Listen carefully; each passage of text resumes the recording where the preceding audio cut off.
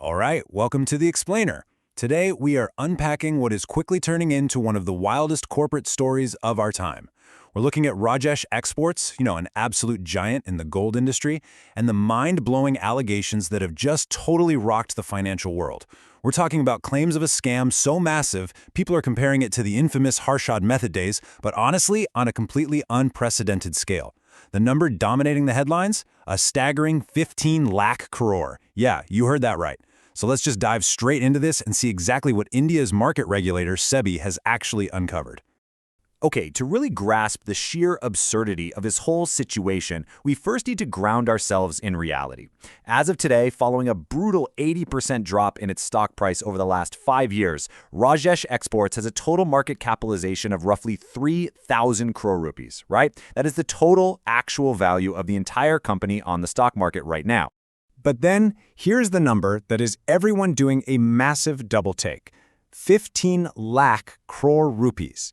SEBI is literally alleging that over a 5-year period, this company artificially inflated its revenue to that unbelievable figure. I mean, think about it. How does a company currently worth 3,000 crore rupees allegedly manufacture 15 lakh crore rupees in inflated revenue? Well, that is exactly the mystery we're going to solve today. So to make sense of this, here's our agenda. Number 1, a huge financial mystery. 2, the Swiss revenue illusion. 3, personal trades and corporate numbers. 4, phantom mines and missing money. And finally 5, the investigation and fallout.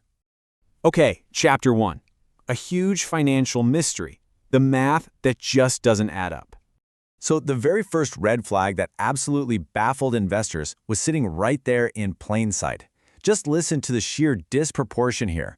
For the financial year 2025, Rajesh Exports reported an astronomical revenue of over 4.2 lakh crore. Now, naturally, you would expect a pretty healthy profit from that absolute mountain of cash, right?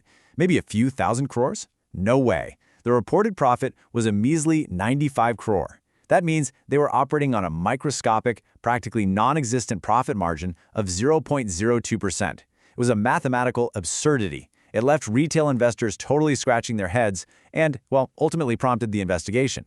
Everyone was asking, where on earth was all this low-margin revenue supposedly coming from? Moving on to Chapter 2, the Swiss revenue illusion. Time to follow the subsidiaries. To find the source of this crazy revenue, SEBI literally had to follow the money across international borders. Rajesh Exports claimed their primary revenue engine was this Swiss gold refinery they bought back in 2015 called Valmcambi SA. But of course, they didn't just own it directly. No, the Indian parent company, Rajesh Exports, owns a holding company in Singapore called RL Singapore. Then, that company owns 95% of another holding company called GGR. And then GGR owns 100% of the actual Swiss refinery, Valcambi. It's essentially a classic, highly complicated corporate nesting doll structure. So SEBI actually looked at the operating refinery itself, Valcambi. Its audited accounts, which were verified by KPMG, by the way, showed a real actual revenue of about 542 crore for the year. But here is the massive trick. The holding company sitting right above it, GGR, which mind you has absolutely no independent business of its own, claimed a revenue of 2.94 lakh crore, and then the Indian parent company claimed 2.8 lakh crore. I mean, that is not a rounding error, folks. Now, the company actually tried to explain this away to the regulators. They were like, well, Valcambi only books the processing fees for melting the gold, but our holding company, GGR, books the total gross value of the gold itself. SEBI completely, absolutely rejected this. Think of it like this. If I run a business where all my income comes entirely from you and you only earn 20,000 rupees, I literally cannot mathematically claim my income is 20 lakh. SEBI determined the company was just artificially inflating revenue numbers to mislead investors. Chapter 3. Personal trades, corporate numbers. The turnover trick. It turns out inflating overseas revenue wasn't their only trick. Between 2022 and 2024, Rajesh Exports reported a massive 11,487 crore turnover from domestic sales and purchases. They claimed that this was all done through a stockbroker. However, when investigators checked on this, the broker explicitly stated that Rajesh Exports wasn't even a client. So, where did this magical 11,000 crore come from? Well, it came from F&O, or futures and options trading. You see, in F&O, because you're trading derivative contracts on margin, illusion, you can buy and sell massive positions with very little upfront capital. This generates a colossal turnover figure on paper without actually moving anywhere near that much real cash. So the absolute kicker here is this. SEBI discovered that this 11,487 crore rupees wasn't corporate gold sales at all. Not even close. It was actually the company's promoter, Rajesh Mehta, doing personal futures and options trading in gold derivatives. And it gets worse. He allegedly used company funds, we're talking shareholder money, to pay the broker margins for his personal trades, and then actually booked the massive resulting paper turnover as official corporate revenue. Just let that sink in for a second. Okay, moving to Chapter 4, Phantom Mines and Missing Money. Seriously, where did the capital go? Because if the revenue was just an illusion, what actually happened to the real capital? The company had constantly assured retail investors that they had this incredibly strong asset base. They famously claimed they had purchased gold mines in Africa for 135 crore rupees in cash. I mean, it sounded like a really solid vertically integrated business model, right? But when SEBI actually asked for the paperwork, crickets. Literally nothing. No valuation report, no reconciliation statements, and absolutely zero solid proof of where these mines actually were or how this massive cash transaction supposedly took place. SEBI labeled it an entirely unsubstantiated claim. But the missing money certainly didn't stop in Africa. SEBI's investigation alleges a blatantly obvious siphoning of corporate funds. They tracked roughly 338 crore rupees moving directly into Rajesh Mehta's personal accounts. Furthermore, his son, Siddharth Mehta, allegedly billed 21 crore rupees in personal credit card expenses directly to the publicly listed company. Add to that a highly suspicious loan of over 565 crore rupees made to an EV company, of which 215 crore rupees is still just missing and completely unrecovered.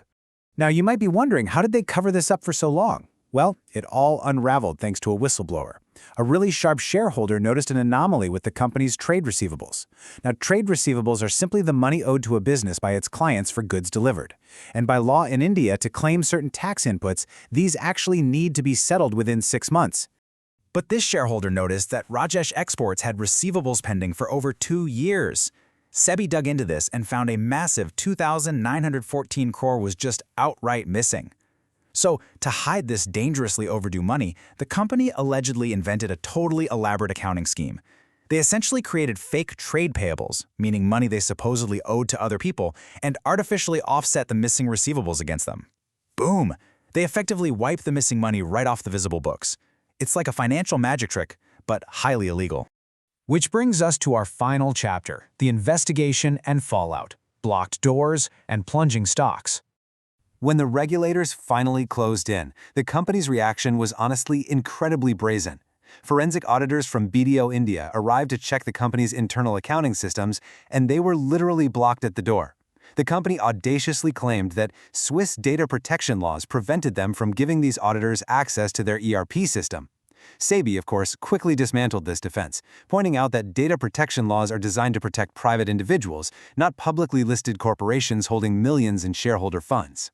And despite SEBI's strict demands, the lack of corporate cooperation was just extreme. The company withheld 98% of its purchase data. They handed over a microscopic 2% to the forensic investigators. I mean, imagine trying to do an audit with 2% of the information. They also only shared about 35% of their sales records. Unsurprisingly, the fallout from SEBI's interim order has been absolutely catastrophic for retail investors. The stock price has plummeted over 80% in the last 5 years. Though interestingly enough, the Life Insurance Corporation of India, LIC, mysteriously retains a massive 10.8% stake in the company. They've written this investment down from thousands of crores to just a fraction of its value, which continues to totally puzzle market watchers. Meanwhile, SEBI has officially banned promoter Rajesh Mehta from trading his own company's shares.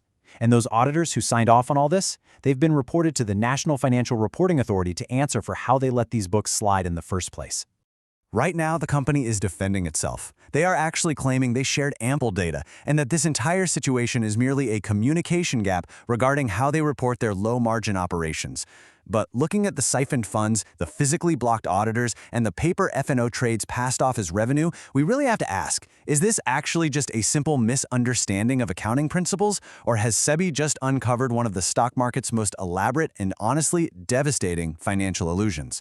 I'll let you weigh the evidence we've covered today. Thanks for joining me on this explainer, and keep